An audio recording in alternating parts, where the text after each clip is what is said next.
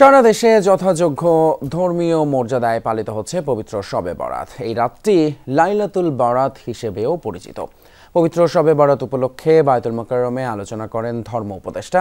পবিত্র কোরআন এবং হাদিসের আলোকে লাইলাতুল বরাতের শিক্ষা এবং করণীয় বিষয়ে আলোচনা করেন তিনি।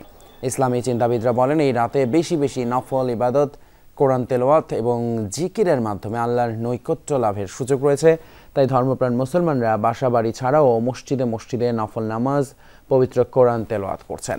আল্লাহর সন্তুষ্টি অর্জনে এই রাতে ইবাদত বন্দেগীর কথা জানান ধর্মপ্রাণ মানুষ।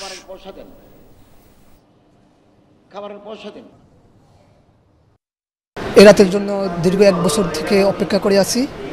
ইনশাআল্লাহ এখানে আসছি, আজকে রাত্রে এখানে ইবাদত করব। আমরা মহান রব্বুল আলামিন এর দরবারে নিজের জন্য, দেশের জন্য চাইবো, ইনশাআল্লাহ আমাদের সকলের মনের আশা আল্লাহ তাআলা পূরণ করবেন।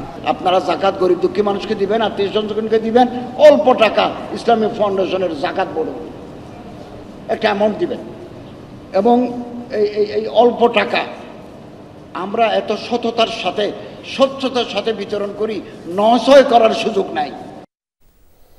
যেমনটি দেখছিলাম, পবিত্র রাতে মসজিদে মসজিদে মুসল্লিরা ইবাদত বন্দেগীতে মশগুল। রাত যত গভীর হবে ততই আল্লাহর প্রার্থনায় মগ্ন হবেন ধর্মপ্রাণ মুসল্লিরা। পবিত্র শবে বরাতে ইবাদত বন্দেগীর খবর জানাতে এই মুহূর্তে জাতীয় মসজিদ বায়তুল মুকাররম থেকে সরাসরি যুক্ত হচ্ছেন সহকর্মী আশিক মাহমুদ।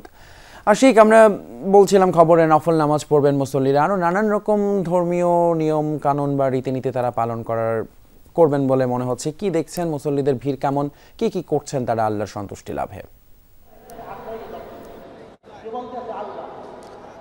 তিতুমির শবে বরাত অর্থাৎ সৌভাগ্যের রজনী, আর এই রজনীতে ধর্মপ্রাণ মুসল্লিরা তাদের নিজেদের মনের চাওয়া পাওয়া এবং নিজেদের ভাগ্য পরিবর্তনের জন্য আল্লাহর কাছে নানান কিছু চাওয়া পাওয়া তারা করেন, এবং এই রাতে আল্লাহ তাদের ধর্মপ্রাণ মুসল্লিদের অর্থাৎ মানুষের ভাগ্য নির্ধারণ করে থাকেন। সেই কারণেই আসলে আমরা দেখতে পাচ্ছি ধর্মপ্রাণ মুসল্লিরা কিন্তু তাদের যে ইবাদত বন্দেগী অর্থাৎ নফল যে ইবাদত, সেই কার্যক্রম চলছে। এই মুহূর্তে আমরা বায়তুল মুকাররমে রয়েছি। সন্ধ্যার পর থেকেই বায়তুল মুকাররমে কিন্তু এই যে লাইলাতুল বরাতের যে আনুষ্ঠানিকতা অর্থাৎ নামাজ, নফল ইবাদত, জিকির, কোরআন তেলাওয়াত এবং বয়ান, নানান ধরনের কার্যক্রম চলছে। সেখানে কিন্তু সন্ধ্যার পর থেকেই ইসলামী ফাউন্ডেশনের উদ্যোগে আলোচনা সভা চলছে।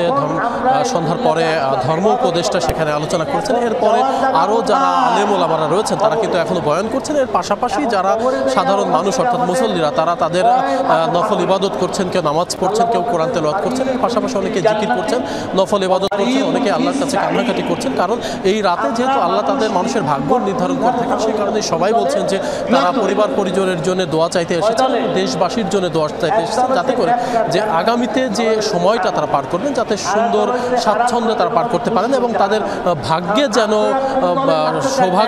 সৌভাগ্যের রজনীতে তাদের ভাগ্যে যেন অনেক কিছু লেখা থাকে এবং ভাগ্যর যেন সুন্দর হয়। সে কারণেই কিন্তু রাতে সবাই কিন্তু ইবাদত বন্দেগীতে মশগুল রয়েছেন। সন্ধ্যা 6টা থেকে 6টার পর থেকে কিন্তু এটি শুরু হয়েছে এবং রাতভরই চলবে। অসংখ্য মানুষ কিন্তু এই কেন্দ্রীয় মসজিদ বায়তুল মুকাররমে কিন্তু উপস্থিত হয়েছেন। আপনি নিশ্চয়ই দেখতে পাচ্ছেন সেই চিত্র।